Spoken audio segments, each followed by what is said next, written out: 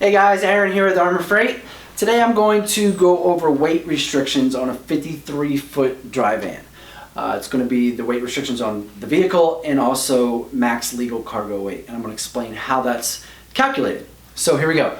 First of all, this is kudos of Courtney Highstone. She signed it up here. So after the video, we're gonna auction this beautiful painting off, I guess. No, I'm just kidding. Anyway. Okay, so here we go.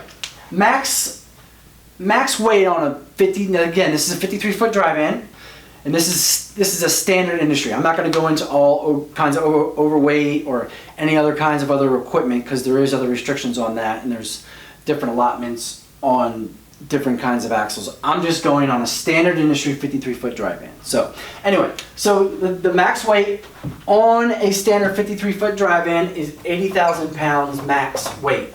Okay, that's gross vehicle weight.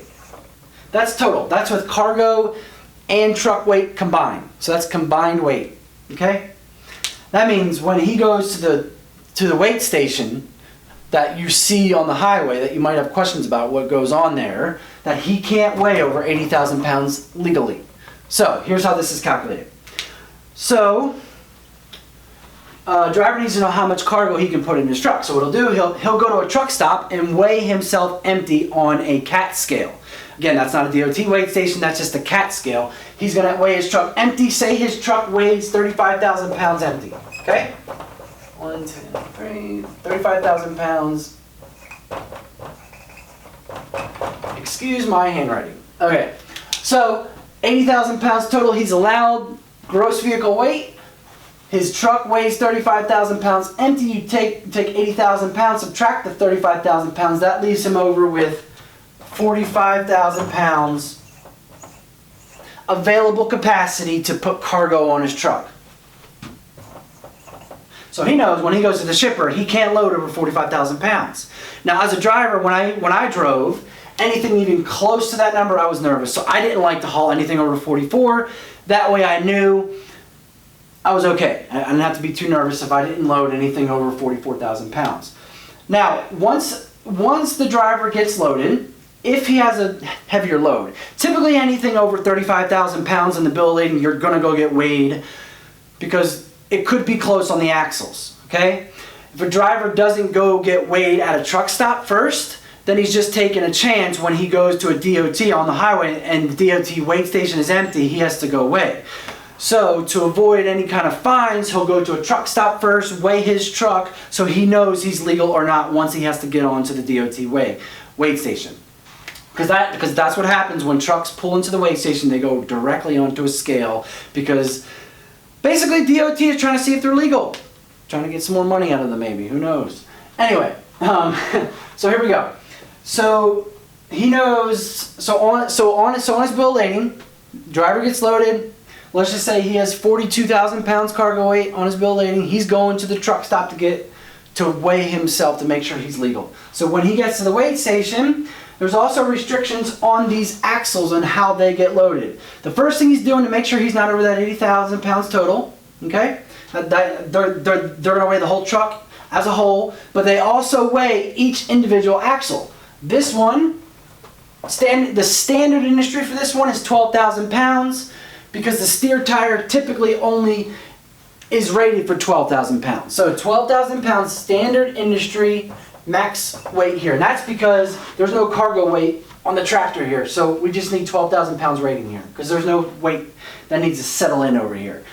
Weight is back here. So that's considered a single axle. Okay? Here, this is considered a tandem axle. Tandem axle. Okay? Tandem axle is allotted 34,000 pounds total on each one, because that's a tandem axle. Okay?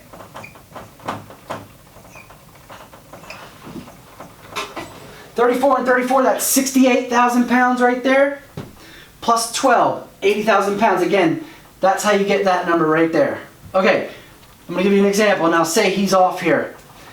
So say he goes in and this weighs in at 35, this weighs in, let's say at 30,000 pounds. He's overweight on his tandem axles on the trailer, okay? So now he can do, now there's one of two things that can be done to adjust that. Either A, is that he's gonna have to go back to the shipper and they're gonna have to take some weight off of the back, because that's where it's calculating as where he's overweight at.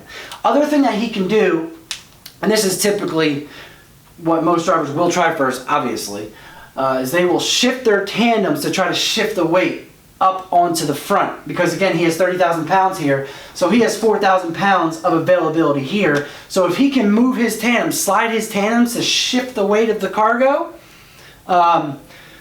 onto these axles, that's going to make everything legal. Okay? Now if he can't do that, he has to go back to the shipper and tell them, I cannot adjust my tandems any which way to make this legal, so I need you to take some cargo off. That is what a driver does when he goes to a truck stop to weigh himself to make sure he's legal. Again, he's going to go into the truck stop, he's going to pick up his weight tickets. If he's legal, everything is good. This is 34 or under, 34 or under, 12 or under, and he's under 80,000 pounds total. He's legal. He's going to keep on trucking, so that way when he gets pulled into a weigh station, he's completely legal. So that's the basic overview on how drivers in the industry are able to calculate their weight. So hope that helps you, and I hope you guys have a great day. Bye.